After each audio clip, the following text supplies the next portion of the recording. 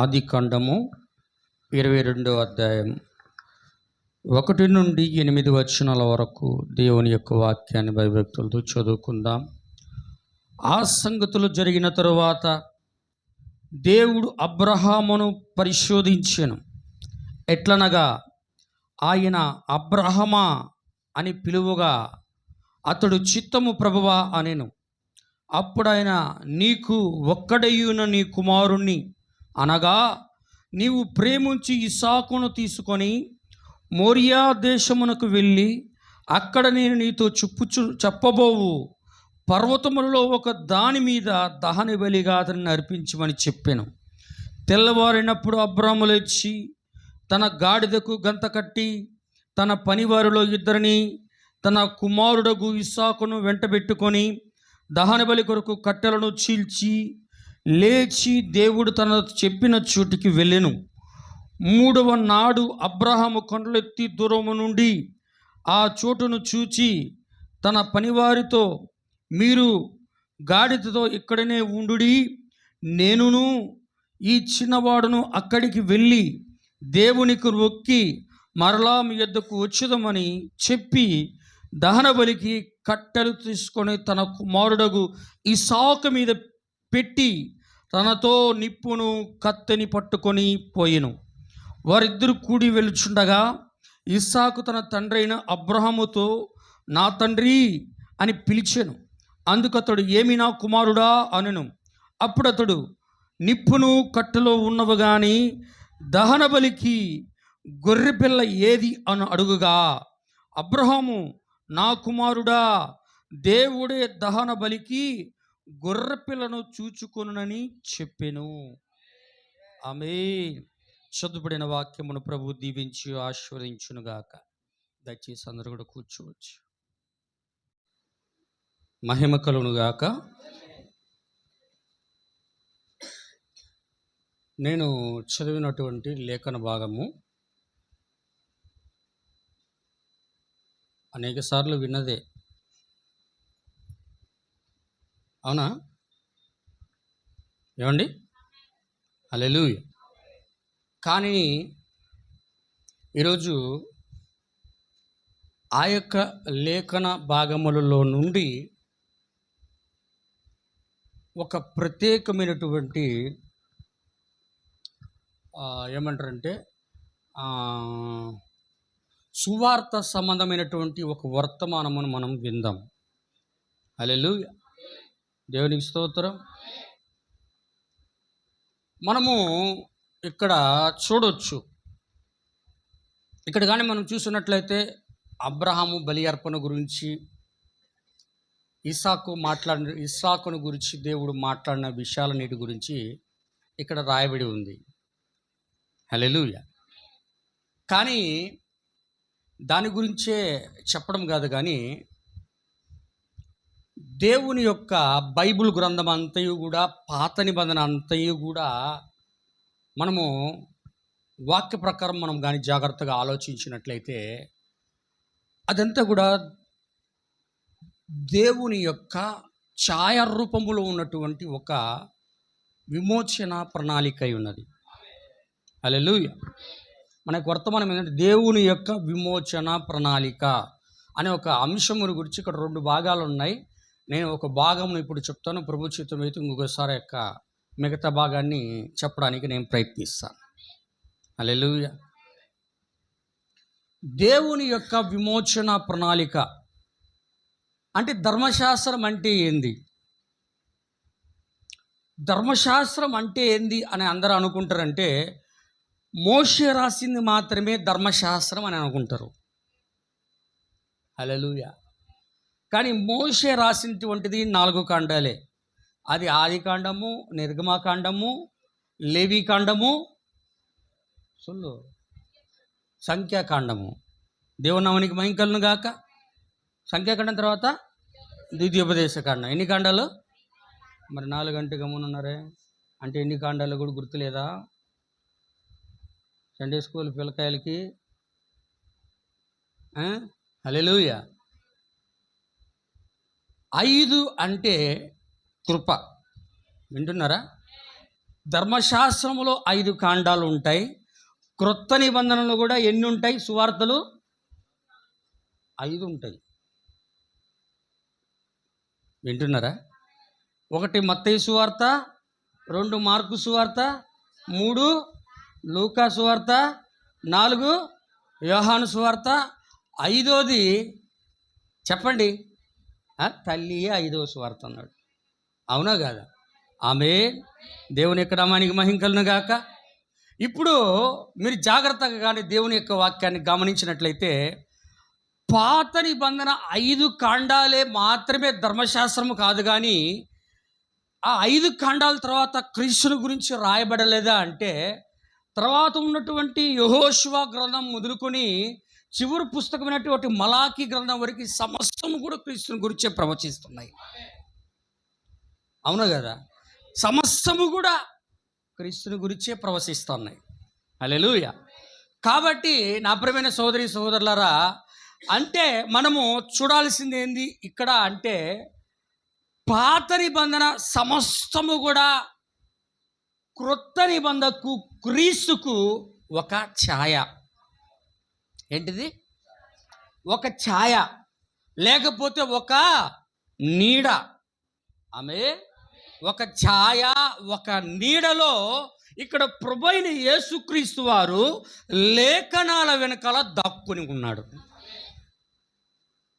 వాక్యం వెనకాల ఆయన ప్రభువైన యేసుక్రీస్తు వారు దాగి ఉన్నాడు. హల్లెలూయా. అందుకే దేవుని యొక్క వాక్యములో పౌలు గారు దాని గురించి మాట్లాడుతూ, ధర్మశాస్త్రము రాబోచున్న వాటి యొక్క మేలుల యొక్క ఛాయయే గాని నిజ స్వరూపము క్రీస్తులో ఉన్నది అన్నాడు. అవునా? చూడండి ఒకసారి హెబ్రీయులకు రాసిన పత్రిక, హెబ్రీయులకు రాసిన పత్రిక 10వ అధ్యాయం 1వ వచనం చదవండి అయ్యా. రాబోచున్న మేలులు ఛాయగలదే కానీ ఆ వస్తువుల యొక్క, ఆ పాత నిబంధనలో ఉన్న ఆ వస్తువుల యొక్క నిజమైన స్వరూపము కలది కాదు. చాలండి. హల్లెలూయా. దేవుని యొక్క నామానికి మహిమ కలుగును గాక. పాత నిబంధనలో ఉన్నటువంటి గొర్రెలు కానీ, మేకలు కానీ, జంతువులు కానీ, పక్షులు కానీ, హల్లెలూయా, ఇంకా ఏవైతే ఆ దీపస్తంభము కానీ, ఆ యొక్క ఏంటిది బలిపీఠము కానీ, మందసపు పెట్టె కానీ, ఆ యొక్క దేవుని యొక్క మందిరములో బలి అర్పణ కోసం ఏవైతే ఉన్నాయో అవి సమస్తము కూడా రాబోతున్న క్రీస్తుకు ఒక సాదృశ్యములో ఉన్నటువంటి ఛాయలై ఉన్నాయి. ఆమె దాన్ని పౌలు గారు అంటాడు. కొలస్సీలు రాసిన పత్రిక ఒకసారి చూడండి. కొలస్సీలు రాసిన పత్రిక 2వ అధ్యాయము 17వ వచనం చదవాలి త్వరగా. ఇది రాబోవు వాటి ఛాయే కానీ నిజ స్వరూపం అనబడి దేంట్లో ఉందాయా? నిజ స్వరూపం దేంట్లో ఉంది? ప్రభువైన యేసుక్రీస్తులో ఉంది. ఆమేన్, ఆమేన్, హల్లెలూయా. నిజ స్వరూపం ఎక్కడ ఉందంటే ప్రభువైన యేసుక్రీస్తు లోపట ఉంది. హల్లెలూయా. అందుకే ధర్మశాస్త్రము అనబడే ఆ యొక్క నీడ లోపల ప్రభువైన యేసుక్రీస్తు నిజముగా శరీరధారై వచ్చేంత వరకు దాక్కుని ఉన్నాడు ఆ వాక్యం వెనుక. అందుకే ధర్మశాస్త్రం ఏమైంది అంటే, వాక్యం అంటా ఉంది, ధర్మశాస్త్రం ఏమైనదంటే ప్రతి ఒక్కరికి కూడా ధర్మశాస్త్రము అది ఒక బాల శిక్షకుడు వలె ఉన్నాడు. ఏమై ఉన్నాడు చెప్పండి. పిల్లలకి స్కూల్లో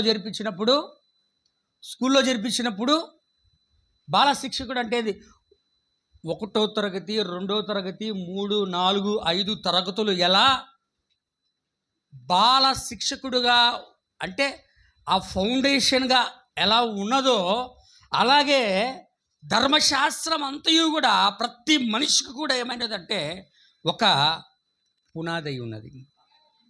హల్లెలూయా. ఆమేన్.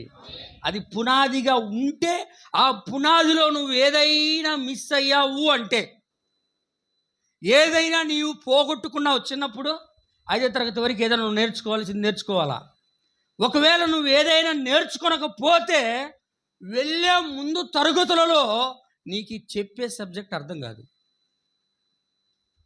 అవునా కదా? ఎందుకంటే అసలు పునాది ఎక్కడ ఉన్నదంటే ధర్మశాస్త్రంలో ఉంది. ఆమేన్, హల్లెలూయా.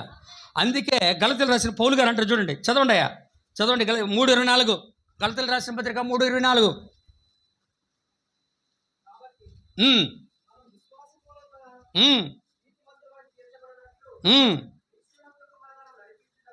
క్రీస్తు ఏమంటాడు?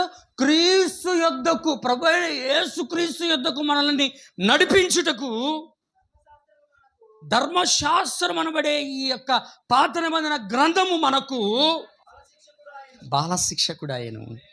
ఆమె ఏమయ్యాడంటే ధర్మశాస్త్రం అంతా మనకి బాల చిన్న పిల్లలు ఎలా నడుచుకోవాలి, ఎలా ప్రవర్తించాలి, ఎలా ఉండాలి అనే విషయాలని క్రీస్తులోనికి వెళ్ళే ముందు ఇవన్నీ కూడా ఏమైనాయి అంటే మనకి బాల శిక్షకుడుగా ఉన్నాడు. హల్లెలూయా, ఆమేన్, దేవునికి స్తోత్రం. అందుకే పాత నిబంధన అంతయు కూడా బాల శిక్షకుడు ఛాయ నీడ. కాబట్టి ఇప్పుడు మనము ఆదికాండం 22 అధ్యాయమును మనము చూసుకున్నట్లయితే ప్రతి లేఖనములో మనకి ఎవరు కనపడాలంటే ప్రభువైన యేసుక్రీస్తు కనపడాలా. వింటున్నారా? అందరు గట్టిగా ఏమని చెప్పండి. మీ అందరు ఇక్కడ ఉన్నారా? నేను చూపించేది మీరు చదివి బాగా మీ అందరికీ చెప్పమంటే దాన్ని ఆ యొక్క అధ్యాయం మొత్తం చూడకుండా చెప్పొచ్చేమో, కానీ మీరు కానీ లైన్ బై లైన్ కానీ మీరు అబ్జర్వ్ చదువుతూ అనేక విషయాలు దాంట్లో దాటి వెళ్ళిపోయి ఉండొచ్చు. దాన్ని మీకు నేను కొద్ది నిమిషాలు చూపించడానికి ఇష్టపడుతున్నా. ఆమేన్, ఆమేన్, ప్రైజ్ ది లార్డ్, హల్లెలూయా. కాబట్టి ఇప్పుడు చూడండి, ఇప్పుడు చదవండి అయ్యా 22 అధ్యాయం 1వ వచనం నుంచి. ఆది కాండము 22 అధ్యాయము 1వ వచనం నుండి మనం జాగ్రత్తగా గమనించినట్లయితే చదవండి సార్. ఆ సంగతులు జరిగిన తరువాత దేవుడు అబ్రహామును పరిశోధించాడు. దేవుడు ఏం చేశాడంట? దేవుడు అబ్రహామును పరీక్షించాడు. హల్లెలూయా. ఏం చేశాడు? ఎందుకు పరీక్షించాడంటే దేవుడు అబ్రహాముకి తన యొక్క బంధువర్గము యొద్ద నుండి, తన కుటుంబము యొక్క ప్రజల యొద్ద నుండి, తన యొక్క తండ్రి ఇంటి నుండి అబ్రాహామును దేవుడు పిలిచినప్పుడు అబ్రాహాముతో దేవుడు వాగ్దానం చేశాడు, నేను నీకు ఒక వాగ్దాన కుమారుని ఇస్తాను. హల్లెలూయా. ఆ వాగ్దాన కుమారుడు నీకు ఇవ్వబడినప్పుడు అతడు నీకు సంతానంగా ఉంటాడు. హల్లెలూయా, దేవుడు నామమునకు స్తోత్రం అని చెప్పినప్పుడు దేవుడు ఆ యొక్క వాగ్దాన కుమారుడు ఇస్తున్న దాన్ని అబ్రహాము పొందుకొనడానికి 25 సంవత్సరముల కాలం పట్టింది. నేనంతా వివరించడానికి తెలుసుకోవాలా, ఎందుకంటే మనకు చాలా ఉంది చెప్పుకోవడానికి ఇక్కడ. హల్లెలూయా. 25 సంవత్సరాల కాలం పుట్టింది. ఇప్పుడు 25 సంవత్సరాల కాలం పుట్టిన తర్వాత 25 సంవత్సరాల తర్వాత ఎవరికైనా పిల్లలు పుడితే ఏమండి అర్థమవుతుందా? 25 సంవత్సరాల పిల్లలు లేరు, అయినా అప్పటికి ఇస్మాయిల్ ఉన్నాడు, అప్పటికి కెతురా కుమారులు ఉన్నారు. కానీ దేవుడు షారా వలననే నీ సంతానం అన్నాడు ఆయన. హల్లెలూయా. షారా వలననే అయినదే నీ సంతానం అని దేవుడు చెప్పాడు. కాబట్టి షారా ద్వారా వాగ్దాన కుమారుడు పుడతాడని అబ్రాహాము ఎదురు చూశాడు. షారా ద్వారా వాగ్దాన కుమారుడు పుట్టడానికి 25 సంవత్సరాలు పట్టింది. 25 సంవత్సరాల తర్వాత వాగ్దాన కుమారుడు వచ్చినప్పుడు వాగ్దాన కుమారుడికి ఇచ్చినప్పుడు అబ్రాహాము షారాలు ఇద్దరు కూడా 25 సంవత్సరాల తర్వాత పుట్టిన కుమారుని ఎంతగానో ప్రేమిస్తున్నారు. 25 సంవత్సరాల తర్వాత పుడితే ముసలివాళ్ళకి కొడుకు పుడితే ఎట్లుంటుంది చెప్పండి? ముసలి వయస్సులో అబ్రహాము షారాలకి కుమారుడుగా ఇస్సాకు ఇచ్చినప్పుడు ఎన్నో సంవత్సరముల తర్వాత ఒకే ఒక్క సంతానం ఇస్తే వాళ్ళు ఎంతగానో అబ్రహాము షారాయని ప్రేమించారు. హల్లెలూయా. ఇలా ప్రేమించినప్పుడు దేవుడు ఇచ్చినట్టు ఇచ్చి అబ్రహాంని ఏం చేస్తున్నాడట? ఇక్కడ పరిశోధిస్తూ ఉన్నాడు. పరీక్షిస్తూ ఉన్నాడు. దేవునామనికి స్తోత్రం. ఇప్పుడు పరీక్షించినప్పుడు దేవుడు మాట్లాడుతున్నాడు 22వ అధ్యాయంలో. ఏమని? అబ్రాహామును పరిశోధించి ఏం చేస్తున్నాడయ్యా? ఎట్లాగ పరిశోధించాడంటే అబ్రహాము ఏమంటాడు? అబ్రహామా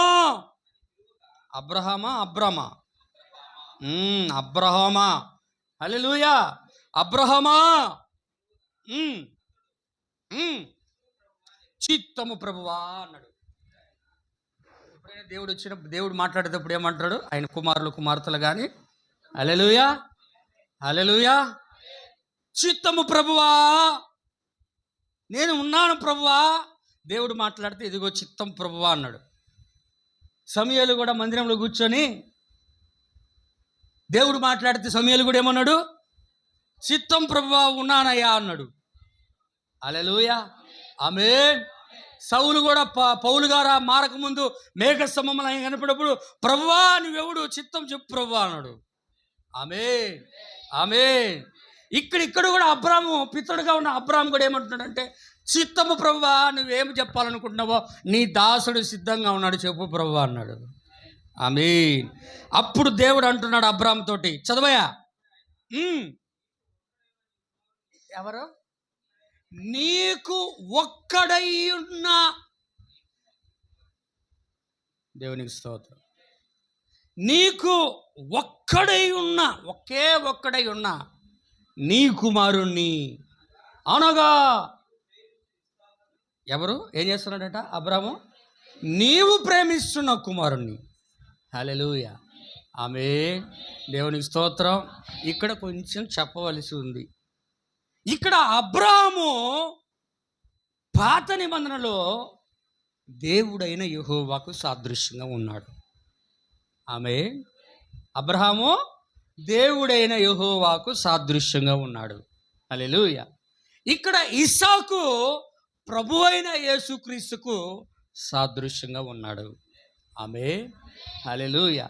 ఇప్పుడు దేవుడైనటువంటి ఆయనకి ఏకైక కుమారుడుగా ఎవరున్నారు అంటే ఇక్కడ ఇస్సాకు ఉన్నాడు. అవునా కదా?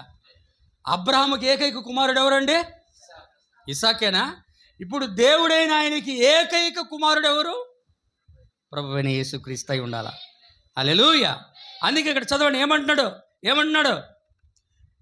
నీకు ఒక్కడై ఉన్న నీ కుమారుణ్ణి. చాలండి. హల్లెలూయా. నీకు ఒక్కడై ఉన్న నీ కుమారుణ్ణి, నీవు ప్రేమించినటువంటి నీ కుమారుడు. సరిగుచో. నీవు ప్రేమించిన నీ కుమారుడైన ఇస్సాకు అన్నాడు. ఒక్కగానొక కుమారుడు, ప్రేమించిన కుమారుడు. ఆమేన్. హల్లెలూయా. ఇదంతా కూడా పాత నిబంధనలో క్రీస్తుకు సాదృశ్యంగా మాట్లాడుతున్నాడు. చూడండి ఒకసారి యోహాను సువార్త 3వ అధ్యాయము 16వ వచనం త్వరగా. దేవుడు ఏం చేశాడంటయా? దేవుడు లోకమును ఎంతో ప్రేమించెను, ఆయన తన అద్వితీయ కుమారుడు. వింటున్నారా?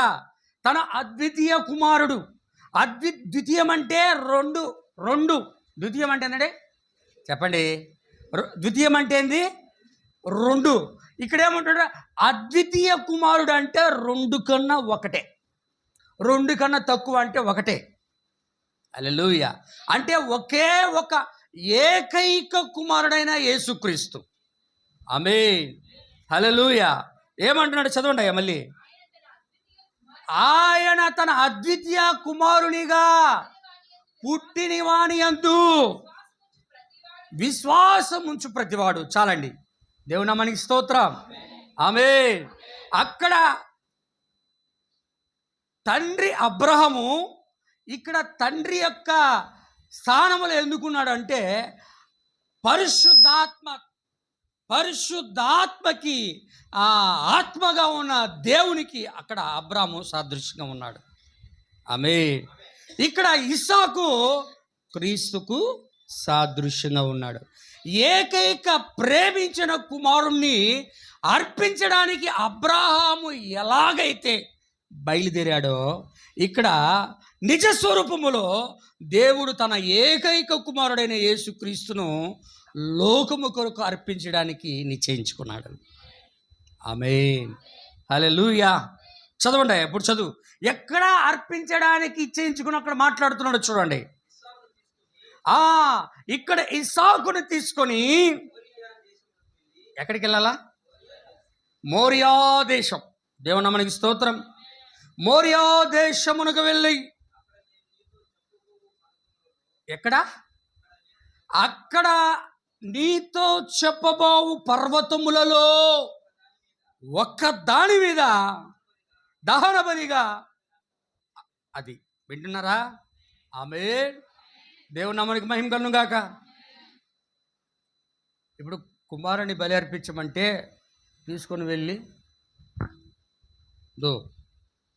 ఫలానా స్థలంలో ఇంటి పక్కనను లేకపోతే కొంచెం ఊరికి బయటను ఎక్కడో ఒక చోట అర్పించమని చెప్పి చెయ్యవచ్చు.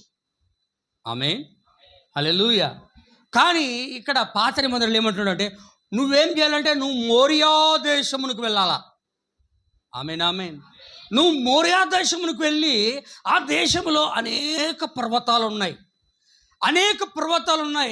ఆ పర్వతాలలో నేను నీకు చూపించే పర్వతం మీద మాత్రమే నువ్వు ఇస్సాకుని దాని మీద నువ్వు బలిగా అర్పించాలా. ఆమేన్, ఆమేన్, హల్లెలూయా. ఆమేన్. అందరికి అర్థమవుతుందా? హల్లెలూయా. అంటే ఇక్కడ దేవుడు ఏం చేస్తున్నాడంటే, ఇక్కడ కూడా ప్రభువైన యేసుక్రీస్తు వారిని యెరూషలేము చుట్టూ అనేక పర్వతములు ఉన్నను. దేవుడు యెరూషలేములో ఇస్సాకును ఎక్కడైతే బలి అర్పణగా దేవుడు ఆది కాండంలో అబ్రాహాము ద్వారా అర్పించడానికి ఛాయలో చూపించాడో, అదే పర్వతముగా ఉన్నటువంటి గొల్గతా పర్వతం మీద అర్పించడానికి దేవుడు ఇష్టపడుతున్నాడు. ఎక్కడ అర్పించబడ్డాడు ప్రభువైన యేసుక్రీస్తు?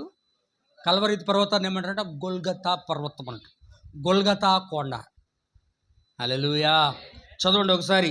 ఎక్కడ ఉంటుందంటే, దేవుని ఎక్కడ మనకి మహిమ కలుగును గాక. యోహాను సువార్త 19:17.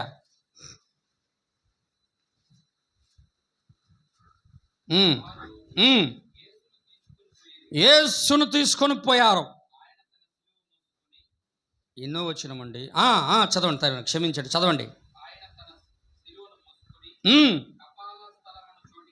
కపాల స్థలం అనబడే చోటుకు ఆయన వెళ్ళాడు. హెబ్రీ భాషలో దానికి పేరేంటి? దాన్ని కపాల స్థలం అనబడే స్థలమునికి వెళ్ళారు. అది హెబ్రీ భాషలో ఆ యొక్క కొండ పేరు ఏంటయ్యా అంటే గొల్గతా. హల్లెలూయా. దేవుని యొక్క నామానికి మహిమ కలుగుగాక. దేవునికి స్తోత్రం. మొదట ఏకైక కుమారుడిని ఇస్సాకును ఏం చేయాలా? అర్పించాలా, అంటే క్రీస్తుని అర్పించాలా. రెండోది, మోరియా దేశంలో ఉన్నటువంటి అనేక పర్వతములను, ఆ పర్వతములలో దేవుడు చూపించే పర్వతం మీదనే ఇస్సాకును బలి అర్పణగా అర్పించాలి. ఆమేన్. అట్లాగే యెరూషలేములో అనేక పర్వతాలను, ఆ పర్వతాలలో గొల్గతా పర్వతం మీద మాత్రమే క్రీస్తు సమస్త లోక పాప మానవుల యొక్క పాపముల కొరకు అక్కడ చనిపోవాల కల్వరి శిలువలో. ఆమేన్. దేవుని నామానికి స్తోత్రం. తర్వాత చదవండి ఆది కాండం. మీరు మూసేయకూడదు, ఆది కాండమే చూడాలా. హల్లెలూయా. 3వ వచనం చదవండి. ఏం చేశాడు? ఏమోడు తెల్లారుదామున లేచిపోరా బయట పో. దేవుని యొక్క నామానికి మహిమ కలుగును గాక. ఏం చేశాడు? తెల్లారుజామున దేవుడు రాత్రి దర్శనమిచ్చాడు. ఉదయాన్నే దర్శనము, ఆ యొక్క దర్శనమును చూసి అబ్రాహాము ఏం చేస్తున్నాడు? తెల్లారుజామున లేచి ఏం చేస్తున్నాడు? ఎందుకు గాడిద? అందరూ వింటున్నారా? హల్లెలూయా. ఇక్కడ అబ్రహాము గాడిదకు గంత కట్టాలా? రెండోది చదవండి అయ్యా. ఎంతమంది? తన పనివారిలో ఇద్దరిని. దేవునికి స్తోత్రం. ఇప్పుడు అబ్రాహాం ఏం చేయాలంటే గాడిదని, రెండోది తన పనివారిలో ఇద్దరిని, మూడవది తన కుమారుడైన ఇస్సాకుని, ముగ్గురు తీసుకొని మోరియా దేశానికి వెళ్ళాల. ఆమేన్. అందరూ వింటున్నారా? హల్లెలూయా. దేవుని యొక్క నామానికి మహిమ కలుగును గాక. ఇక్కడ గాడిద,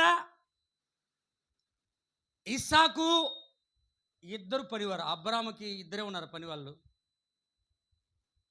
అబ్రాహాముకి ఇద్దరే ఉన్నారు పనివాళ్ళు. ఎంతో మంది పనివారు అబ్రాహాముకు ఉన్నారు. హల్లెలూయా. ఆయన గాడిద అవసరం లేదు అక్కడ. వింటున్నారా? గాడిద ప్రస్తావన అవసరం లేదు అక్కడ. కానీ ఛాయలో ముంగుర్తులో గాడిదను గంతగట్టి, తర్వాత ఇద్దరు పనివారిని, తర్వాత ఇస్సాకుని, అబ్రహాము అందరూ కూడా గడిచి మోరియా దేశానికి వెళ్తాను. అంటే ఎక్కడికి వెళ్తున్నారంటే యెరూషలేమునికి వెళ్తున్నారు. ఆమేన్. హల్లెలూయా.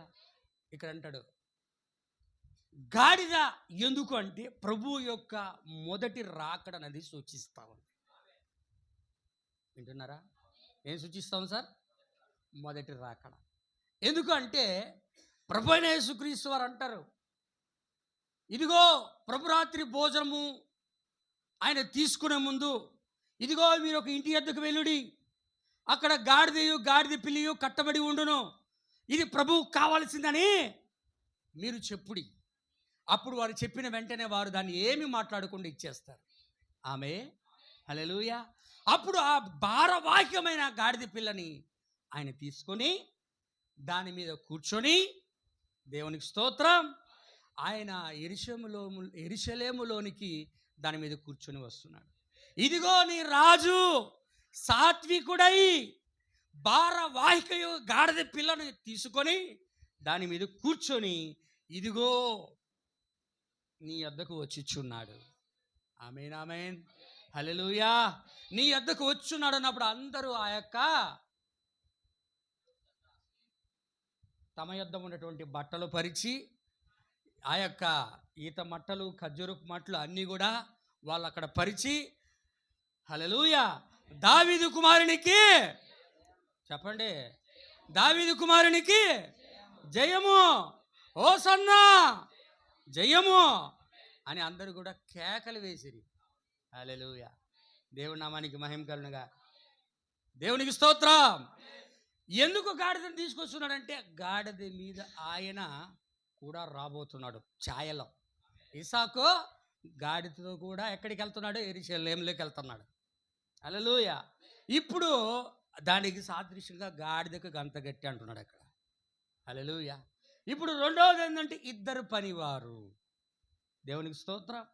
ఆ ఇద్దరు పనివారు ఎవరో కాదు కానీ ఆ యొక్క యెరూషలేములో ప్రభువు శిలువ మోస్తున్నప్పుడు ఇద్దరు పనివారు క్రీస్తుతో కూడా సిలువ వేయబడిన ఇద్దరు దొంగలకు సాదృశ్యంగా ఉన్నారు. ఆమేన్, హల్లెలూయా. 10 మంది పనివారిని తీసుకుపోవచ్చు, కుమారుడిని నెత్తి మీద కూర్చోబెట్టుకొని తీసుకుపోవచ్చు. అబ్రాహాం తీసుకుపోలేదా? హల్లెలూయా. ఇద్దరు పనివారే ఎందుకు? అది ఒక సాదృశ్యాలు. అక్కడ దేవుడు అబ్రహాము చేసిన సంఘటనను మోషే చూసి దాన్ని దర్శనంలో రాస్తా ఉన్నాడు. హల్లెలూయా. అందుకే ఇద్దరు ఎందుకు అంటే క్రీస్తు సిలువ వేయబడుతున్న సమయంలో కుడివైపున ఉన్న ఒక దొంగకు ఒకరును, ఎడమవైపు ఉన్న దొంగకు ఇంకొకడును సాదృశ్య రూపాలలో ఇద్దరు వ్యక్తులు పనివారు అబ్రహాంతో కూడా దేవుడు ఉంచవలసిన వాడిగా ఉన్నాడు. అందుకే ఛాయలు అక్కడ ఉన్నాడు కాబట్టి నిజ స్వరూపంలో కొండపైన ఇద్దరు కూడా అక్కడ ఉన్నారు. ఆమేన్. చదవయ్యా, చదువు బ్రదర్, చదవండి. హల్లెలూయా. ఆమేన్. ఎన్నో వచ్చిన బ్రదర్? 4 చదవండి. దేవుడు తన చోటుకి చెప్పిన స్థలమునకు వెళ్ళారు వాళ్ళందరూ కూడా. ఎన్ని రోజులు అయిందండి ప్రయాణము? చెప్పండి. ఎన్ని రోజుల ప్రయాణం? హల్లెలూయా.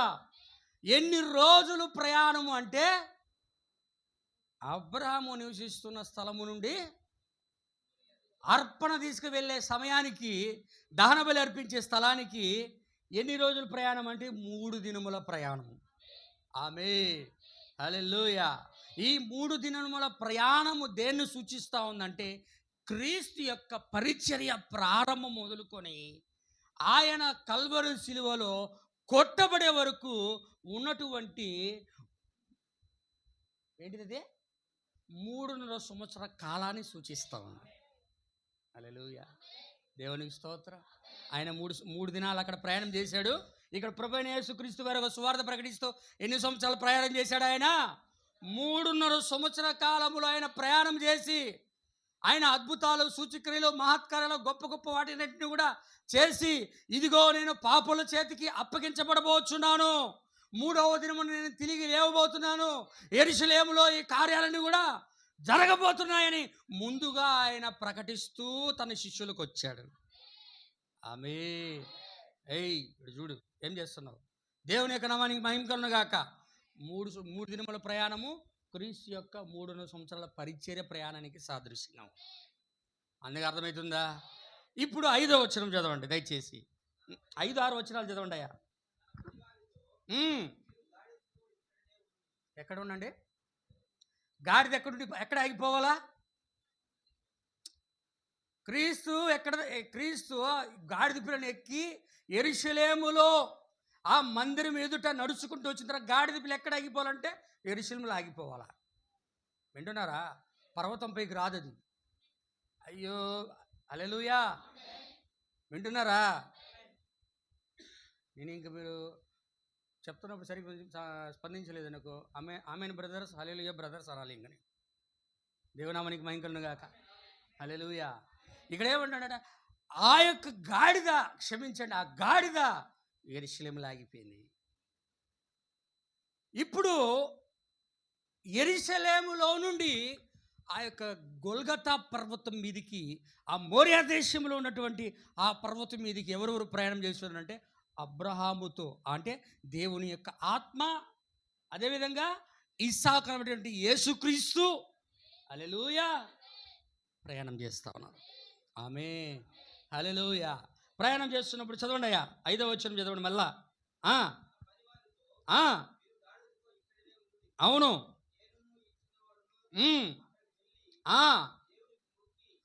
దేవునికి మొక్కి చెప్పి ఏం తీసుకున్నాడు ఆయన? దహన బలులకు కట్టెలు తీసుకొని ఎక్కడ పెట్టాడు? ఇస్సాకు మీద పెట్టి, హల్లెలూయా, పట్టుకొని పోయాడు. ఎక్కడికి పోయాడు? అందరూ చెప్పాలి ఇప్పుడు. ఎక్కడికి వెళ్ళాడు? కట్టెలు ఏం చేశాడు ఆయన? చీల్చి. కట్టెలు ఏం చేశాడు? చీల్చి. ఆమేన్, దేవునికి స్తోత్రం. కట్టెలన్నీ తీసి ఎక్కడ పెట్టాడు? కుమారుని తల మీద పెట్టాడు. భారాన్ని ఎక్కడ పెట్టాడు? కుమారుని యొక్క తల మీద పెట్టాడు. ఏ తండ్రి అయినా తండ్రి చేస్తాడా? చెప్పండి. బరువైన వస్తువులు చేసే పిల్లలు ఎదురుగా రాగానే ఏం చేస్తాడు తండ్రి? నువ్వు మొయ్యి ఆ నెత్తి మీద పెడతాడా? చెప్పండి సార్. పెట్టడు. ఏ తండ్రి అయినా పెట్టడు. హల్లెలూయా. ఏం చేస్తాడంటే పనివాడిని నువ్వు మీరు మూసుకురంటారా అని చెప్పుండాల అబ్రహాము గారు. కానీ అబ్రహాము గారు అటు చేయలే. కట్టెలు కొట్టి ఆ మ్రానులన్నింటినీ కూడా చీల్చి ఇస్సాకు యొక్క భారము తల మీద పెట్టాడు. హల్లెలూయా. ఇప్పుడు కుమారుడు ఏం చేస్తున్నాడు? కింద నుండి ఇక్కడ నుండి ఎక్కడికి? తండ్రి మోసుకుని పోవచ్చుగా, తండ్రి మోయడంలా. హల్లెలూయా. కుమారుడే ఆ యొక్క మ్రాను మొయ్యవలసి ఉన్నది. ఆమేన్. ఆ సిలువని క్రీస్తే మొయ్యవలసి ఉన్నది. క్రీస్తే దాన్ని మొయ్యాలా. లోక విమోచన కొరకు, పాపము కొరకు, మరణము జయించుట కొరకు, పాతాళాన్ని జయించుట కొరకు, ఆయన పిల్లల్ని రక్షించుట కొరకు క్రీస్తే దాన్ని మొయ్యాల. అబ్రహాము కూడా మొయ్యకూడదు దాన్ని. శరీరధార ఇచ్చిన క్రీస్తే మొయ్యాల. దేవుడు తండ్రి మొయ్యాలి దాన్ని. అందుకే రక్త మాంసముల శరీరంలో ఈసాకు ఏం చేస్తున్నాడు ఇక్కడ పెట్టగానే సిలువను ఎత్తుకొని యేసు. అవునా? అవునా అండి? హల్లెలూయా. చూడండి యోహాను సువార్త 19వ అధ్యాయము 17వ వచనం. ఇక్కడ మ్రాను మోస్తున్నాడు ప్రభువైన యేసుక్రీస్తు వారు. 19:17 ఇంతకుముందు చదివిన లెక్కన భాగమే. యేసును తీసుకొని పోయారు శిక్ష విధించడానికి. సిలువ, క్రాస్ అంటే అది ఒక ఏందది, ఒక మ్రాను, ఒక ఏమంటారు దాన్ని, సిలువను తీసుకొని కపోల స్థలమును బడి ఆ చోటుకి వెళ్ళారు. హెబ్రీ భాషలో దానికి గొల్గతా అని పేరు. దేవునికి స్తోత్రం. అక్కడ ఇస్సాకు తన తల మీద ఆ కట్టెలు పెట్టుకొని కింద నుండి ఆ దేవుడు చూపే స్థలం వరకు ఆ యొక్క చిన్నవాడుగా ఉన్నటువంటి ఇస్సాకు మోసుకుంటూ పైకి వెళ్ళాడు. ఆమేన్.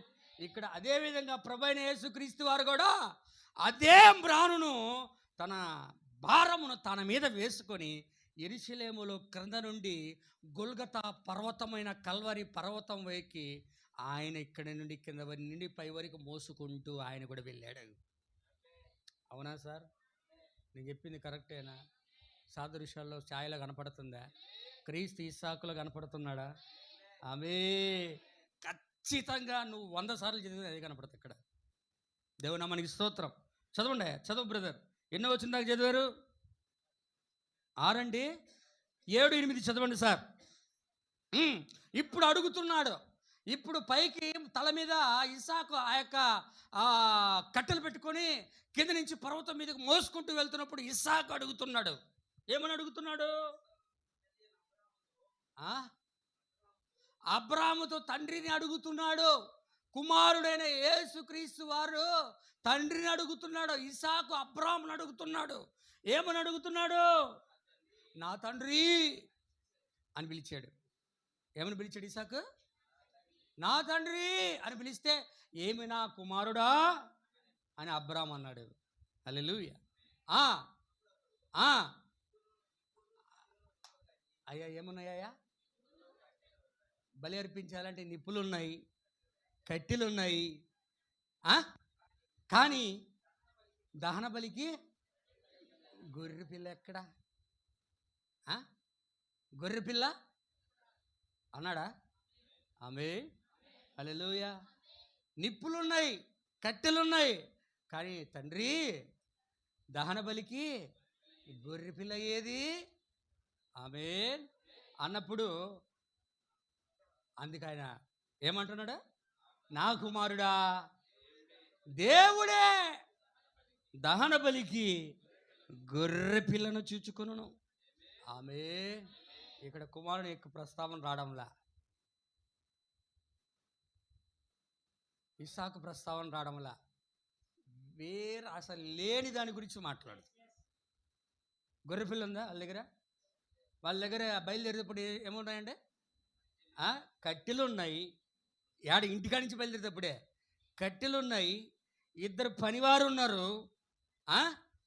నిప్పు ఉంది, కత్తి ఉంది, కానీ గొర్రెపిల్ల మాత్రం లేదు. ఆమేన్. హల్లెలూయా. దేవుడే గొర్రె పిల్లను చూసుకొనును అని అబ్రహాం అన్నాడు ఇస్సాకు తోటి. ఆమేన్. అందుకే దాని గురించి మాట్లాడుతూ ప్రవక్త, బాప్తిసమిచ్చి యోహాను నిజమైన గొర్రెపిల్ల ప్రభు అయిన యేసుక్రీస్తు వారు కాబట్టి ఆయన యోర్దాను యొక్క నది ఒడ్డున నిలబడుకొని ఉన్నప్పుడు, ఇదిగో లోక పాపములను మోసుకుపోయే ఇదిగో దేవుని గొర్రెపిల్ల. అసలు యాక్చువల్గా అర్పించాల్సింది ఇస్సాకు కాదు, అక్కడ అబ్రహాముకు వచ్చిన పరీక్ష. ఆమేన్. ఇక్కడ ఇస్సాకు యొక్క స్థానములో క్రీస్తును చూపిస్తా ఉన్నాడు దేవుడు అక్కడ. అవునా కదా? చదువు 1:29 యోహాను రాసిన సువార్త 1:29.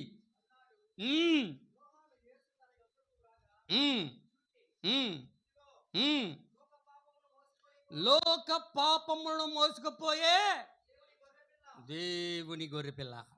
ఎవరైనా ఇజ్రాయేల్ పాపం కాదు, ఇజ్రాయేల్ పాపం కాదు, లేదా ప్రత్యేక సంబంధమైన ఒక దేశం యొక్క పాపం కాదు. ఈ ప్రపంచమబడే లోకానికి సంబంధించిన పాపాన్నే మోసుకుపోయే దేవుని యొక్క గొర్రెపిల్ల. అంటే పాపాన్ని మోయడానికి ఎవరికి అర్హత లేదు. హల్లెలూయా. ఎందుకంటే ప్రతి ఒక్కరు కూడా లైంగిక క్రియల ద్వారా, శరీర ఇచ్చల ద్వారా పుట్టిన వారే కానీ ఎవ్వరు కూడా కన్యకకు జన్మించిన వారుగా లేరు. ఆమేన్. అందుకే ఇక్కడ ఏమంటే, ఇదిగో లోక పాపములో మోసుకుపోయే దేవుని గొర్రెపిల్ల. దేవుడే బలి అర్పణ కొరకు గొర్రెపిల్లను చూసుకుంటాడు. అందుకే అక్కడ చూసుకోలే, ముందుగానే సూచించాడు ఆయన. హల్లెలూయా. 2000 సంవత్సరాల 4000 సంవత్సరాల తర్వాత జరగబోయే ఆ సంఘటన గురించి ముందుగా చూసి మాట్లాడుతూ ఉన్నాడు అక్కడ. ఆమేన్. చదువు బ్రదర్. 22:9 ఆదికాండం 22:9. ఇట్లంతా అయిపోయింది, వింటున్నారా? ఎంత మాట్లాడైపోయిన తర్వాత ఏం చేశాడంట? ఇద్దరు కూడా పైకి వెళ్ళిపోయారు. ఇసాకు, అబ్రాహాము గారు ఇద్దరు పైకి వెళ్ళిపోయారు. కట్లు మోసుకుంటా, రాణును మోసుకుంటా పైకి వెళ్ళిపోయాడు ఇసాకు. హల్లెలూయా. ఇప్పుడు తండ్రి ఏం చేస్తున్నాడు?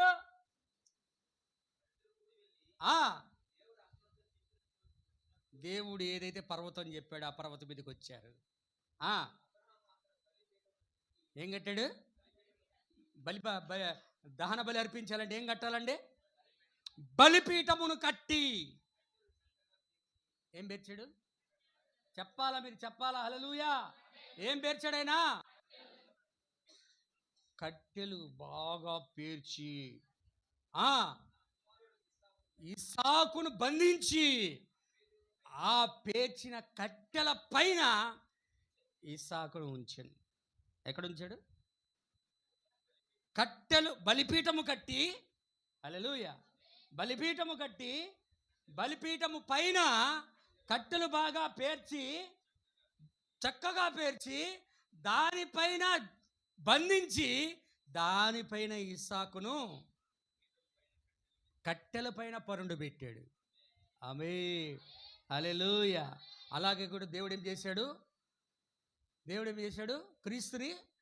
క్రీస్తుని సిలువ పైన ఎక్కడ వేశారు? ఆయన్ని కింద నుంచి వచ్చేటప్పుడేమో ఆయన మోసుకుంటూ వచ్చాడు. ఇప్పుడు కొండపైకి ఎక్కినాకేమో ఆ కట్టెల పైన ఇస్సాకు పడుకున్నాడు. అర్థమవుతుందా? కింద నుంచి ఇస్సాకు మోసుకుంటూ వచ్చాడు. ఏ కట్టెలైతే మోసుకుని వచ్చాడో ఆ కట్టెల పైన ఇస్సాకు పడుకున్నాడు, బంధించబడి. హల్లెలూయా. ఇక్కడ కూడా క్రీస్తు కింద నుంచి ఆ మ్రాను మోసుకొని వచ్చాడు. పర్వతం మీదకి వెళ్ళి ఆ మ్రాను మీద ఆయనే పడుకున్నాడు. పైనుండి అధికారం ఇస్తే తప్ప ఎవడు కూడా ఆయన ప్రాణాన్ని తీయలేడు. ఆమేన్. అదేనాడు పిలాతు తోటి, నేను విడిపించడానికైనను నాకు అధికారం కలదట. పైనుండి అధికారం వస్తే తప్ప ఎవడు నన్ను ఏం చేయలేదు. ఈరోజు పైనుండి అధికారం రాకపోతే మనకి ఏమీ జరగదు. ఎక్కువ మాట్లాడితే మన తల వెంట్రుకలో ఒకటి కూడా రావాలంటే దేవుని చిత్తమయ్యింది. ఆమేన్. ఏదైనా జరిగిందంటే దేవుడి చిత్త ప్రకారమే జరిగిందని అనుకోవాలంతే.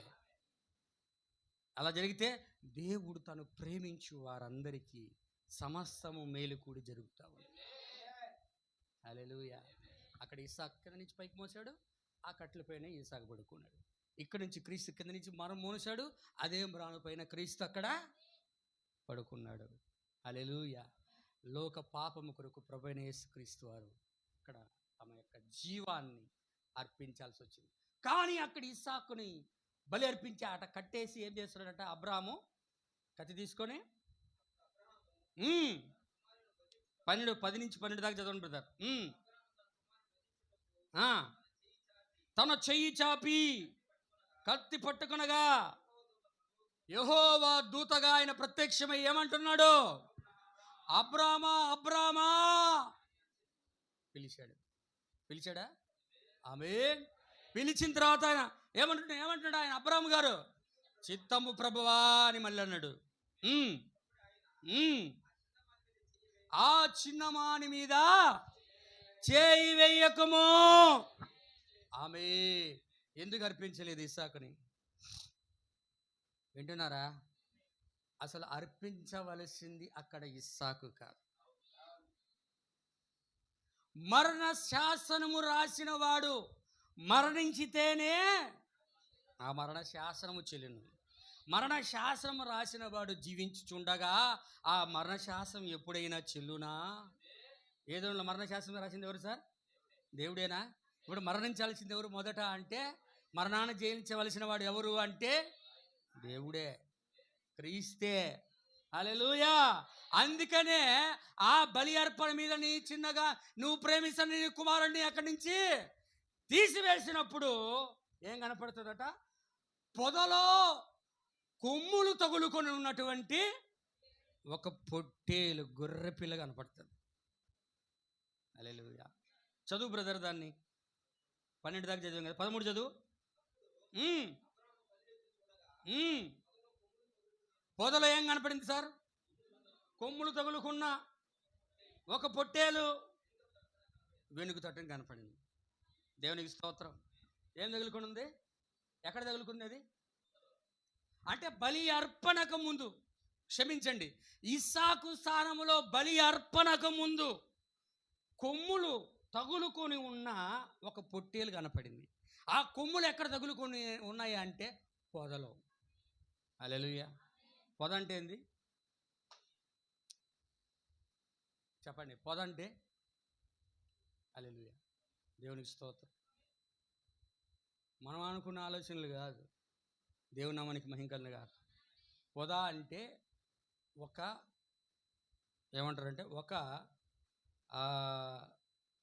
చెట్టుకు సంబంధించినటువంటి ఒక భాగం. ఒకటైతే మొక్క అంటారు, అవి అనేకములు కలిసి ఉంటేనే దాన్ని ఏమంటారంటే పొద అంటారు. హల్లెలూయా, ఆమేన్. ఒక్కటే ఉంటే అది ఒక చెట్టు మొక్క అంటారు. అలాంటి అనేకము కలిసి ఉంటే దాన్ని ఏమంటారంటే పొద అంటారు. హల్లెలూయా. ఇప్పుడు ఆ పొట్టేలు ఎక్కడ తగులుకుంటుందనంటే బలి అర్పణకు ముందు ఆ పొదలో కొమ్ముళ్ళు చిక్కుకొని ఉంది. ఆమేన్, హల్లెలూయా. అట్లాగనే పొదతో తయారు చేయబడినటువంటి ఒకటి బలి అర్పణకు వెళ్ళే ముందు ప్రభు అయిన యేసుక్రీస్తు వారు కూడా అలంకరించి ఉండాలి. మీకు అర్థమైందా? హల్లెలూయా. అక్కడ పొదలో తగులుకుంది, కానీ ఇక్కడ కూడా ప్రభు అయిన యేసుక్రీస్తు వారు బలి అర్పణకు వెళ్ళే ముందు ఈయన కూడా ఆ పొదకు సంబంధించిన దాంతో ఆయన కూడా తల అలంకరించబడి ఉండాలి. దానికి సాదృశ్యంగానే అక్కడ పాత నిబంధనలో చూపిస్తూ ఉన్నాడు. చూడండి, యోహాను సువార్త, క్షమించండి, యోహాను సువార్త 19వ అధ్యాయము 2వ వచనం.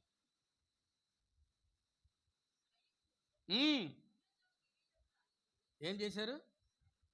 ముళ్ళతో కిరీటమును అల్లి, ఏందండి, ఆయన తల మీద పెట్టి. చాలండి. హల్లెలూయా, దేవుని యొక్క నామానికి మహిమ కలుగును గాక. ముళ్ళతో ఒక పొదకు సంబంధించినటువంటి ముళ్ళును తీసుకొని వచ్చి ప్రభు అయిన యేసుక్రీస్తు వారికి అదే పనిగా ఏం చేశారు? తలకు ముళ్ళుగా ఉన్నటువంటి ఆ కిరీటాన్ని వాళ్ళు అల్లారు. హల్లెలూయా, ఆమేన్. ఒకటిగా ఉంటే ముళ్ళు అంటారు, చెట్టు అంటారు. అది అనేకముగా ఉంటే దాన్ని పొద అంటారు. హల్లెలూయా. అక్కడ అర్పించబడక ముందు అక్కడ పొదలో ఆ యొక్క పొట్టేలు అనబడే గొర్రె పిల్ల చెక్కుని ఉంది.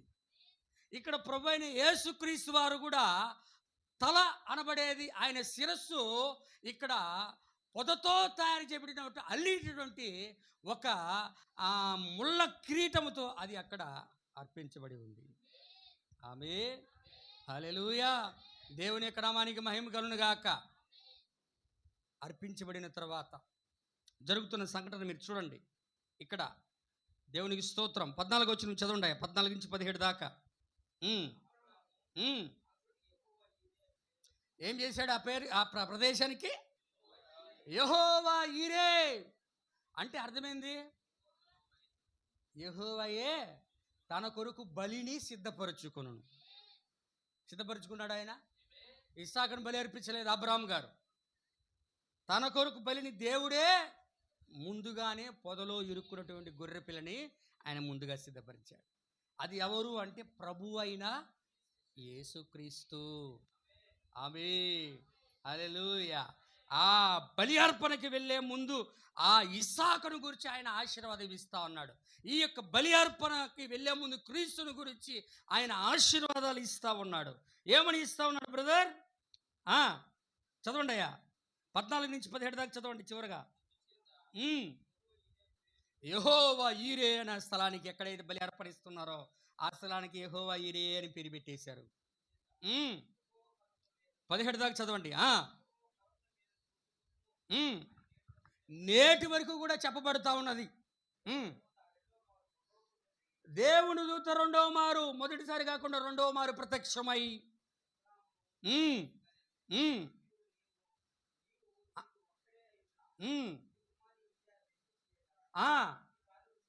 నీవు దేవునికి భయపడివాడు అనే దీని వల్ల నేను తెలుసుకున్నాను. ఏం చేస్తాడంట దేవుడు అబ్రాహాముని? నిన్ను నేను ఆకాశ నక్షత్రముల వలను, సముద్ర తీరం అందరి ఇసుక రేణుముల వలనను నీ సంతానము. హల్లెలూయా. అంటే ఇప్పుడు ఇస్సాకు యొక్క సంతానం ఏమవ్వాలా? ఇస్సాకు యొక్క సంతానం ఏమవ్వాలా? ఆకాశ నక్షత్రముల వలను, సముద్ర ఇసుక రేణుముల వలను విస్తరింపజేయాలి దేవుడు. ఆమేన్. హల్లెలూయా. అలాగే ఎప్పుడు ఆ బలిపీఠం మీద నుంచి తీయబడి ఆ స్థలములో వేరొక బలి అర్పించబడి, ఎవరినైతే ప్రేమిస్తున్నాడు అబ్రహాము అతన్ని అర్పించడానికి వెనుక తీయలేదు కాబట్టి, దేవునికి భయపడుతున్నాడని తెలియజేసుకున్నాడు కాబట్టి, ఇప్పుడు దేవుడు అబ్రహాము యొక్క కుమారుని యొక్క ఆశీర్వాదమును గురించి అక్కడ మాట్లాడుతూ ఉన్నాడు. ఆమేన్. అలాగే క్రీస్తు కూడా అక్కడ బలి అర్పణగా కల్వరి గొల్గతా పర్వతం మీద అర్పించబడినప్పుడు, సమర్పించబడినప్పుడు, జీవమును ధారపోసినప్పుడు క్రీస్తును గురించి కూడా దేవుడు ఆశీర్వదిస్తూ ఉన్నాడు. చూడండి ఒకసారి యోహాను సువార్త, నేను ముగిస్తాను. 1వ అధ్యాయం 12-13 వచనాలండి.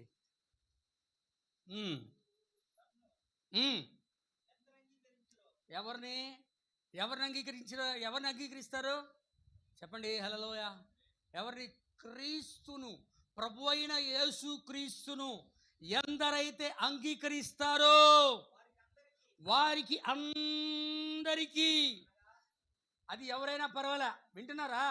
అది అన్యుడైనా, ఐరోపా వాడైనా, అమెరికన్ వాడైనా, ఆస్ట్రేలియా వాడైనా, ఇండియా వాడైనా, జపాన్ వాడ, చైనా వాడ అనేది కాదు. ఎందరైతే అంగీకరిస్తారో వారందరికీ, అనగా యేసుక్రీస్తు నామమునందు విశ్వాసం ఉంచిన వారందరికీ దేవుని పిల్లలగుటకు, దేవుని కుమారులగుటకు, కుమార్తెలగుటకు దేవుడు అధికారమును అనుగ్రహించును. ఆమేన్. వాళ్ళు ఎలాంటి వారు అంటున్నాడు అక్కడ?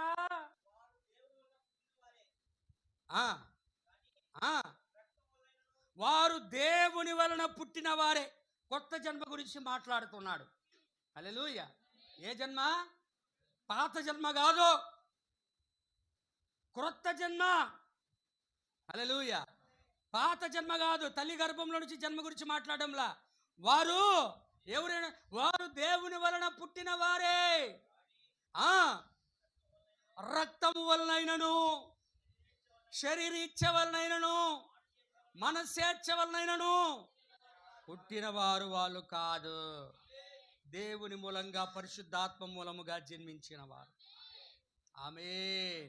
ఎందరైతే ప్రభువైన యేసుక్రీస్తు యందు విశ్వాసం ఉంచి ప్రత్యక్షతో నీతికరణ కలిగిన వారు, శుద్ధీకరణ కలిగిన వారు, వరముల పునరుద్ధరణ కలిగిన వారు, పరిశుద్ధాత్మ బాప్తిసం పొందిన వారు, దేవుని యొక్క అడాప్షన్, దత్త పుత్రత్వం ముందుకు దేవుని ముద్ర కలిగిన వాళ్ళు అందరూ కూడా దేవుని మూలముగా పుట్టిన వారే. కానీ శరీరేచ్ఛ వలనైనను, మనస్సేచ్ఛ వలనైనను, రక్తం వలనైనను, శరీరం వలన పుట్టిన వాళ్ళు దేవుని యొక్క పరిశుద్ధాత్మ ద్వారా పుట్టిన వాళ్ళు.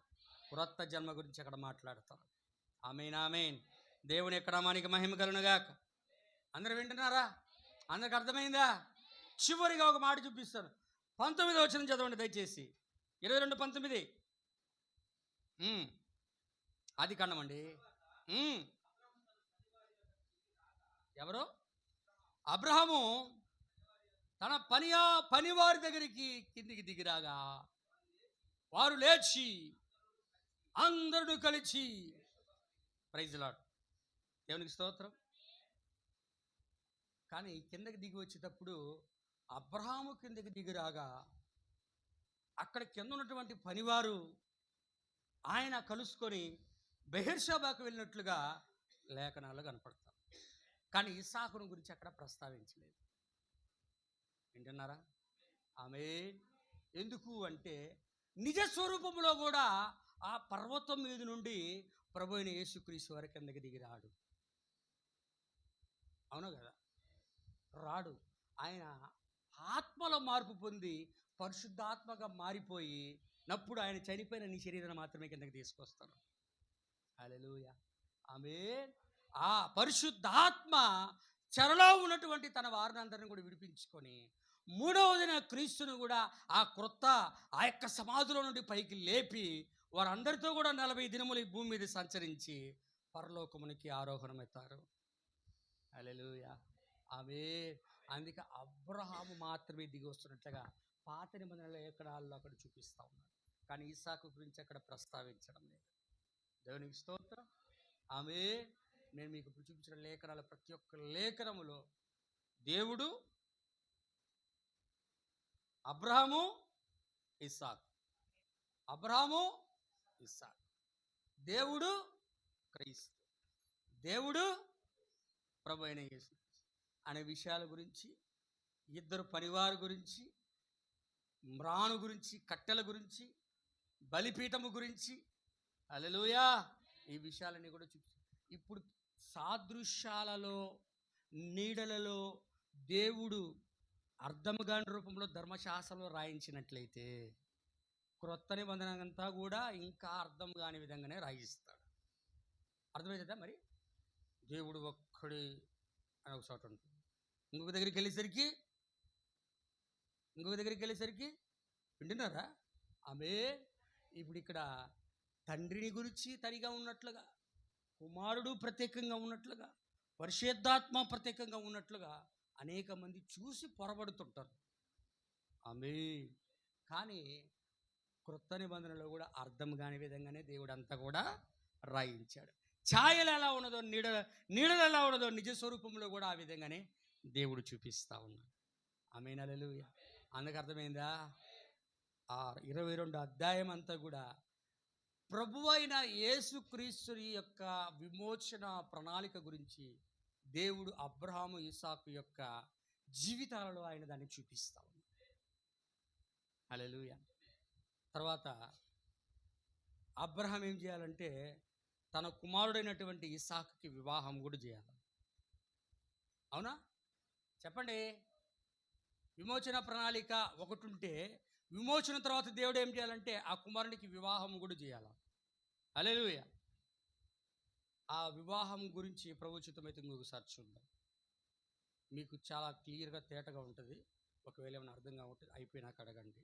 ప్రభు మీరు దీవించి ఆస్వాదించిన గాక. చెప్పబడిన వర్తమానం ప్రభు ఆస్వాదించిన గాక. God bless you. షాሎም. ప్రార్థన చేసుకుందాం.